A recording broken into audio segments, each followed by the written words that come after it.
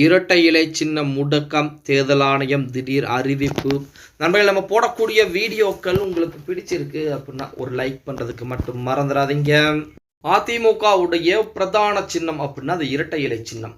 அந்த இரட்டை இலை சின்னத்தை வைத்துக் கொண்டுதான் எடப்பாடி பழனிசாமி அந்த ஒரு குறிப்பிட்ட வாக்கு சதவீதத்தை வாங்கி கொண்டிருக்கிறார். அந்த இரட்டை இலை சின்னம் இருந்த போதிலுமே ஒவ்வொரு தேர்தலுக்குமே வாக்கு சதவீதம் என்பது குறைந்து கொண்டே போகிறது. அப்ப இரட்டை இலையின் மீது இருக்கக்கூடிய மதிப்பு மரியாதை என்பது நாளுக்கு நாள் குறைந்து கொண்டே போகிறது அப்படின்னு தான் சொல்லி ஆகணும். சரி, இப்படிப்பட்ட ஒரு சூழலில் ஓபிஎஸும் இரட்டை இலை சின்னத்துக்கு உரிமை கொண்டாடுகிறார். சசிகலா அவர்கள் இந்த பக்கமே வரல.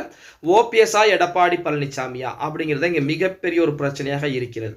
அதாவது அதிமுகவிற்கு இரட்டை இலை சின்னம் தேவை. 2026 சட்டமன்ற தேர்தலுக்கு இரட்டை இலை சின்னம் இல்லாமல் ஒன்றுமே செய்ய முடியாது எடப்பாடி பழனிசாமியால். ஆனால் இந்த இரட்டை இலை சின்னத்தை வைத்து ஓபிஎஸ் பல காரியங்களை சாதிக்க முடியும். அதிமுகவை ஒன்றிணைக்க முடியும்.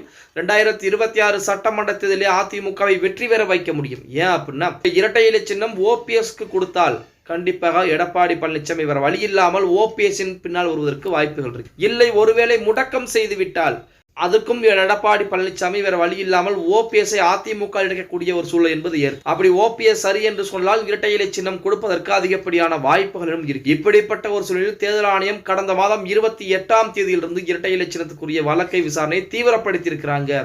அதுவுமே இந்த மாத இறுதிக்குள்ளாகவே அந்த வழக்கில் ஒரு தீர்ப்பையும் கொடுக்க போவதாக செய்திகள் என்பது வெளியாகி அநேகம் இரட்டை இலை சின்னம் 2 நபர்கள் உரிமை கொண்டாடக்கூடிய இந்த வேளையிலே தற்போது பாத்தீங்கன்னா முடக்கம் செய்யப்படுவதற்கு தான் அதிகப்படியான வாய்ப்புகள் என்பது இருக்கிறது அப்படிங்கிற மாதிரி செய்திகள் என்பது தற்போது ஓபிஎஸ் தரப்பின் மூலமாக வெளியிடப்பட்டுக் கொண்டிருக்கிறது அப்படின்னு கூட.